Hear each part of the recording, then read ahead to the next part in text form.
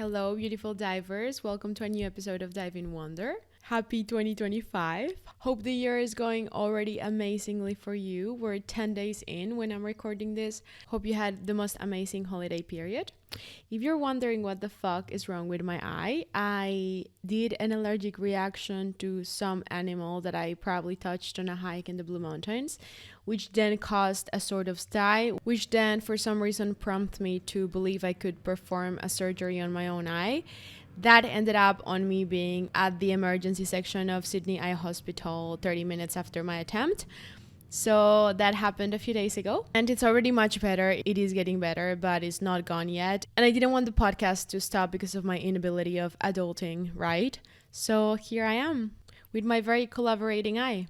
I want us to dive straight in because today's subject is something that's extremely present in my life at the moment because I'm in the middle of reading this book and because of a lot of other kind of things that have been happening simultaneously.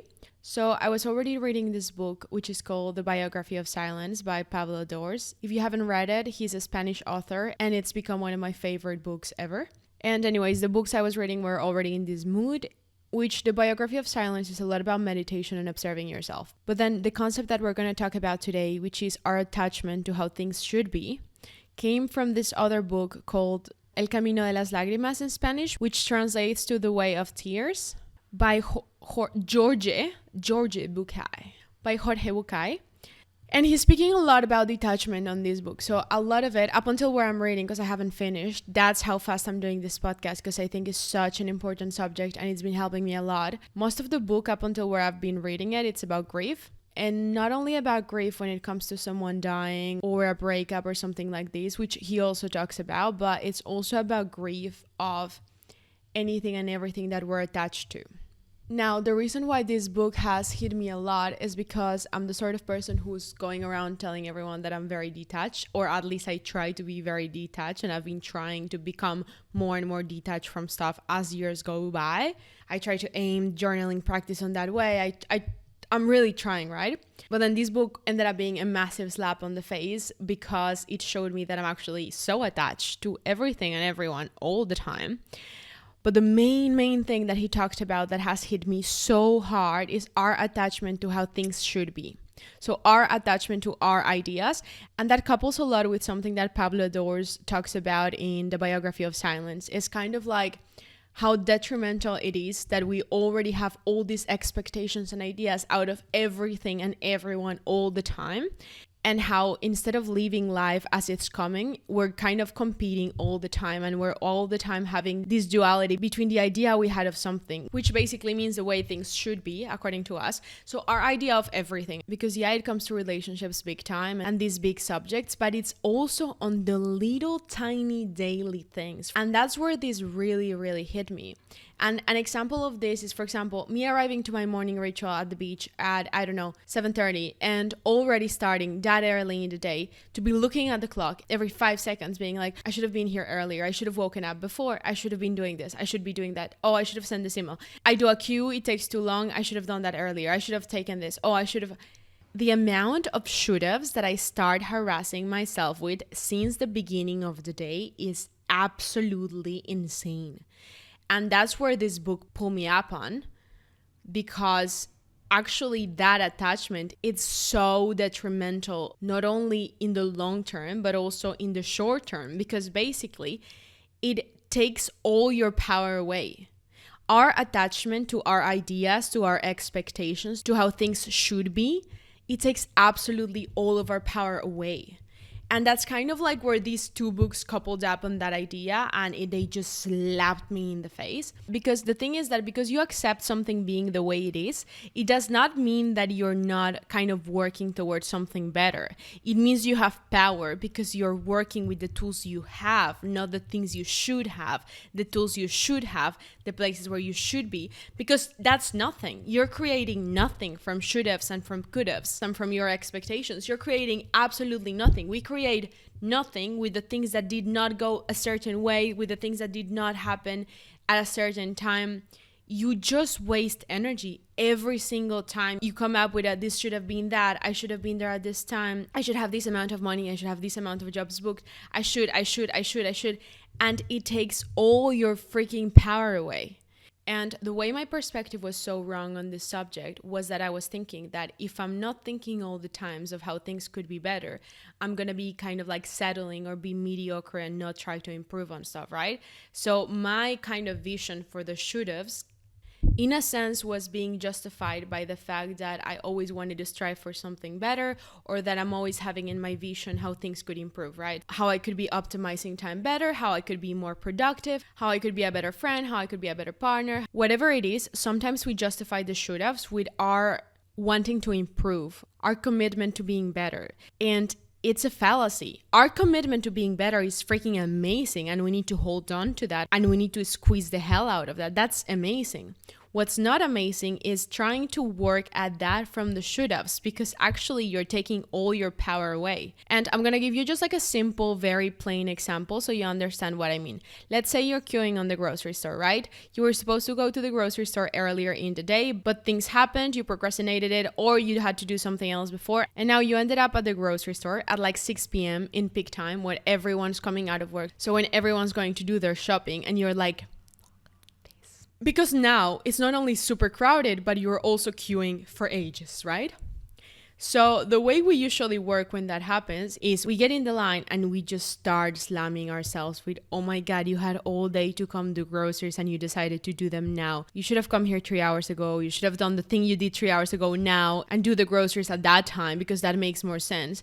And you start being super cynical with yourself, or at least that's what I do. I just start going on and on and on, and I should have and I could have, and thinking about all the different possible organizations of the day that I could have had so that I could optimize time and not be now queuing for like half an hour or 40 minutes or whatever. Now, the reason why me believing that this is me trying to do better and optimizing time and working on being a better version of myself and all of that is bullshit, because my should-haves and all this energy that I'm putting in, I'm literally just wasting it away, when the other option would have been I arrived to the queue and I could have that thought, listen to this, I could still have the thought of how I could do this better next time. So I can still straight away go like, hey, Natalia, this is because it's peak time. Next time when I tell you to go 3 hours before to do groceries, please do it. Dot. That's where that conversation closes. At that second, that conversation closes and I go, okay, now I have 20, 30 minutes, God knows how long to queue. What do I want to do with this time, right?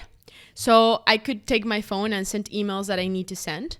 I could take my phone and call my grandma or my best friend or my mom or someone who's abroad and I want to talk to. I could listen to a really good podcast or to an audiobook that I've been meaning to listen to, but I haven't had the time to. So now I will have 20 minutes of learning while I do that queue. I could take my phone and edit a video that I need to post and I haven't done it. I could do so much by accepting everything that is as it is right now.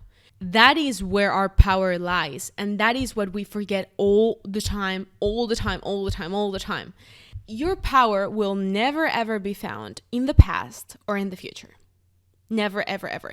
Even when you're having a vision, your power starts from you accepting every tool that you have right now, everything that is, everything that's within your reach and control right now, which is the time you have in this second. So the 20 minutes I will have to do the queue, the resources I have with me, which what do I have? I have my phone, I have my earphones, I have internet. I could also decide to put my phone away and just do breathing exercises. I could do whatever the hell I want. But my power is only in the things that are the way they are right now. It's kind of like you have an art project and you're giving all these materials, right? You're giving glitter, glue, paints, paper, I don't know, little things to stick on it. You have a certain amount of tools and a certain amount of materials, right? Whatever you will create, you being a great artist does not come from you having the knowledge that there's other amazing, really high quality materials out there that you don't have right now and sitting in front of all your materials and being like, I wish I had this other color of glitter. I wish I had this better quality of paints. I wish I had arrived here earlier so I could paint something better so I would have more time. I wish I would have had that extra painting class 2 years ago that I didn't take because I was procrastinating. What are you going to accomplish with that? Like, what is going to be created from that? Nothing. Nothing, absolutely nothing. All your power just wasting away. Your actual power in that situation is every material you have right now. Your power is here in what you have. Your power is here in whatever situation you're in right now. Whether you love that situation or you don't, that's where your power is. And that's what we need to remember. Whether we love the situation we're in, whether we love what is or not, that is where our power is. So if you're looking for your power, you need to find it here, right now, not in the way you wish things were. There's no power in the way you wish things were because they're not like that. So it's just your head. So it's just a waste. To even have that thought, to even wish that things were different is already a waste of power.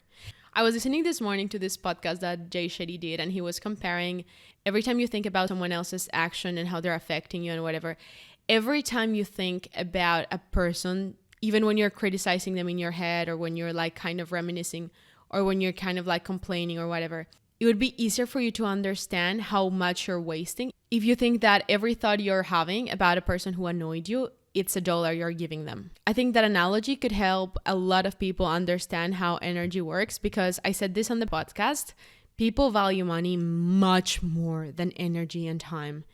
And I will keep on repeating this probably in every podcast. You can always make more money. You cannot make more energy or more time of your life. So that is already a wrong thing to value more. But that being on the side is exactly the same thing. Every time you think, I wish this would be different, this should have been this way, this person should have texted me earlier, this gym should have been open at this time, this should have. Every single time you do that, think that you're giving like $50 or $100 to nothing. Not even to someone, you're just throwing it in a lake. If that helps you to think about it like that, remind yourself of that, because that's what we're doing all the time. And then I love the way he put it in the book, because it is attachment. It is attachment to my ideas, because my big fat ego thinks that I know better than life. So I know how things should be better than the universe does and better than what is, right? All my ideas are so much better. The way I would organize life would be so much better. The way I would organize that store, the way I would set the opening and closing times of the sauna in the gym, the way I would organize lines, the way I would organize and want the people that I like to text me in a specific way at a specific time. That's what my big fat ego tells me, that all my ideas are just so much better than how things are, because I'm just so smart. I should be the creator, right? You should be changing the past all the time. If you woke up later than you should have woken up because 6:30 instead of 6 changed your whole productivity of the day. That concept of always thinking of how things should be, it's so damn obnoxious of me and of us to always think that we know better, and if things were different how we wanted them to be, then everything would be better. It's so obnoxious to think that that is better than the present and that what is. So that's why I loved the way he put it and the way he framed that as an attachment. Because I used to understand attachment more in the sense of like being attached to objects, to relationships, to a country. And I feel like I'm pretty decent at being detached from objects, to be honest, because I don't stress much when I lose stuff. And I try to be as detached as I can in relationships, which is not easy, but in friendships that don't work, whatever, we've spoken about this in the past. But I am wildly attached to my little idea of how everything should be at every point of the day, and it being different than what is, you know? And that attachment is taking away all of our power. And realizing that right before the start of the year was so good and painful and helpful as well. Because we all have this big amount of things that we want to accomplish throughout the year, these goals, these resolutions. And I believe it's absolutely epic to have them. And I have my vision boards right in front of me. And I think it's one of the best things I've done this year because I'm so focused and it's putting me on the best mood. Nevertheless, my vision boards and all the things I want to accomplish this year are going to come from somewhere, right? That somewhere, yeah. Part of it does not depend on me, but a big ass part of it does depend on me. So to give you an example, one of my biggest goals this year is learning Italian, like actually being able to talk to my best friend in Italian. I want to end the year and really speak Italian.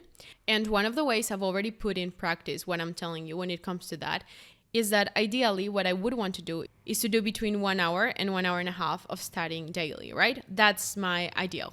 Now we're already on the 10th of January. And of course, things have come up and I haven't been able to do exactly that amount of time every day.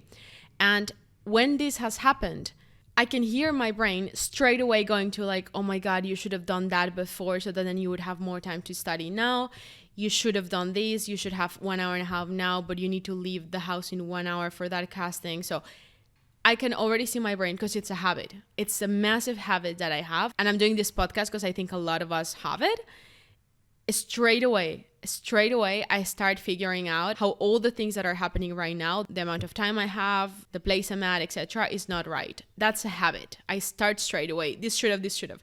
So I've really tried to apply this year and go like, you know what? This is what you have right now. You have 40 minutes. You don't have anything else because you need to leave in 40 minutes the house. And for whatever reasons, you couldn't do it earlier. So right now, the only thing you have is 45 minutes. Can you please use your fucking power, which is those 45 minutes, and study Italian for 45 minutes? I do not give an absolute fuck that 1 hour and a half would have been better. It's not the case. It's not what is right now. What is that you have 45 minutes. And a lot of the time, we rather not do something than do it 45 minutes, which is ridiculous. So I've been doing this thing about, okay, I have 45 minutes. I put my phone on not disturb, put a 45-minute timer, and start studying. Whatever I can get through in 45 minutes, I'll go through in 45 minutes. And it sounds so simple, but it's been like so life-changing. I've seen so many results in so many different areas, including my stress levels, by just trying all the time to ask myself, where's my power now? Where's my power now? Where's my power now? What's in front of me, you know? What are my materials right now? What am I given right now, right? With everything, how much money do I have right now? How much access do I have to internet and classes? How much access do I have to a computer right now? How much time do I have right now? How much energy do I have right now? Because that's another thing, right? I would torture myself when I didn't get enough sleep throughout the day. Like, you have no idea the amount of times after days where I didn't sleep enough because I went to bed late because whatever happened, I don't know. I would spend the whole day the next day being like, I should have gone to bed earlier. I would have more energy. I go to the gym. I should have gone to bed earlier because my performance would be better. I get out of the gym. I should have gone to bed earlier because now I'm more tired and my recovery would be better if I had slept. I go to see a friend. I should have slept earlier yesterday because now I don't have it. All the freaking time. And it is not only a loss of time, but it is also so destructive for my own self-esteem because I'm all the time telling myself that it's not enough. Nothing is ever enough. My time management is not enough. What I have right now is not enough. My resources are not enough. The way I plan things is not good enough. The way I move is not good enough. And I don't create a lot from that. At all. I don't create a lot. I'm just literally just torturing myself from this attachment to how things should be. And again, it is an obnoxious fight against reality. Because what is right now. Do I wish I had $70 billion in the bank today? Yeah. Do I? No. So where is my power? In what I decide to do today and the things I can access today. Is in what I do have. And what I do have includes what I can do to have more, right? So if I want something to improve, if I want to speak another language, if I want to have more money, my power is right now with the resources I have, including my computer, my abilities, my network, my added value. How can I use these, the ingredients I've been given, to create a recipe that will bring me to a better tomorrow? So yes, it is good for you to think, tomorrow I will do the groceries earlier. It is a good thing. You need to be thinking about how you can do things better if you want to get to better places. But it should take you one thought of, okay, this is how this would have been managed differently in terms of time. Done. What do I do with what I have now? Done. Great to think about it as a recipe, right? You need to cook with what you have right now. You have all the ingredients. You're cooking, you taste something, you realize, next time this might be a little bit better if I had coriander with me. Done. I don't have coriander and I need to finish this food. So that's the only thought I gave it, was one thought, so that I kind of make a mental note so that next time I buy coriander as well. But right now, me thinking about coriander will only fuck this up. It will fuck my energy as I'm cooking it. It will make me lose time. It's just ridiculous, you know? So my power to do the best recipe is to do the best with what I have right now. Best with what I have right now. And in order to do the best with what we have right now, we need to accept what we have right now. Accepting what we have right now means we are detaching from our ideas of how things should be and from the things we should have. So detaching from our ideas and expectations of situations, people, time, places really ends up giving you back your power. And that just blew my mind. And it sounds easier said than done because it is a habit. It is a very deeply ingrained habit that I have and a lot of us have. And that's why we need to be observing it all the freaking time. And just freaking cutting it straight away when we notice it. Like, stop thinking about how things should be. Okay, what do we have right now? Boom, let's action. You just intercept it like that because that's what we need to do with our thoughts and with ourselves. We need to just be like, okay, boom. Things are not like that. What do you have right now? Oh, I should have left earlier. Did you leave earlier? No. Are you in traffic right now? Yeah. Is it a red line in Google Maps telling you that you're going to be in traffic for like 1 hour? Yeah. Okay. What do you have right now? What podcast have you been meaning to listen to? Who can you call? What can you learn? What can you do right now with what you have, Natalia? And literally talking to yourself like that in a very realistic, not mean way. Because the mean thing is keep on reminiscing on the past. That's the mean thing. So just stopping and being like, hey, what do you have now? All the time. Hey, what's happening now? That is a great question to be asking yourself all the time. Hey, what's in front of you now? Hey, what's happening now? What do you have now? That's the only thing I want you to think about, Natalia. What do you have now in front of you? What can you do with it? Okay? Doing that is bringing ourselves to our power all the freaking time. It's like we lose the power, we bring it back. We lose the power, we bring it back. Oh, I wish things were better. Oh, I wonder how things will be in the future. Wow, no, nothing in the past, nothing in the future. Now, what do I have now? And that's how you improve, and that's how you make lasting changes, and that's how you get to your goals, by using what you have right now. Not by sitting down and being like, I wish my mom had put me to study dance when I was a kid. I do that all the time because she didn't make me study dance when I was a kid. And now I'm doing professional dance training, and it's killing my soul because I didn't have a gymnastics background. Thank you, Mom. I'm joking, but I'm also not joking. Like, you can sit down and be like, oh, I wish I had started that years ago, or I wish I had that. I wish I had eaten. You didn't. It's done. Let it go. Let your ideas go. Let your expectations of how things should be go. Because when you let that go, you gain your power. You're doing a trade-off. You let your expectations of how things should be go, you get your power. That's literally the trade-off you do. Your expectations of the past and your expectations of the future. You give them up, you get your power because you get now. And now will create a better future. So it will take care of itself. You don't need to be thinking and getting anxious and getting crazy about the future all the time. Because if you are using your power now, you are making sure that that future will be better. By consequence. You don't need to be going crazy about it. It is what you do now that will end up making that future better or worse. So you thinking about that future, actually, as paradoxically as it is making it worse. You know? It's frustrating as fuck. You know? It's frustrating as fuck. For me, massively, because I just love thinking about it. It's such a habit. My brain loves going into the future, both to get me anxious and to daydream. Depends on the mood, depends on the hormones, depends on the sleep. Or going into the past of like, oh, how great would it have been if my mom had made me do gymnastics when I was a child. I wouldn't be in this contemporary class, not being able to kick even 1/3 of what everyone else can. You know? But she didn't. And now here I am. So now I'm in this class and I'm able to kick 1/3 of the range of movement that everyone else has. And it is what it is. What can I do right now in this class with the teacher in front of me? Okay, I can do that to improve. I can do some stretching when I'm home. I can do this right now. I can ask him. I can be present. And dance has really taught me that because, oh my God, the amount of ego deaths I have when I'm dancing because it's just, my brain is going a bit like all the time. So bringing myself back to the present and communicating with the teachers and communicating with other athletes really is helping heaps, because otherwise I go into my own head and spiral, and I can do 1.5 hour class spiraling. I don't think I learned much on that class. I don't think there's a lot that stayed in my body other than me regretting 30,000 things and attacking myself for 30,000 things that I could not do well enough, you know?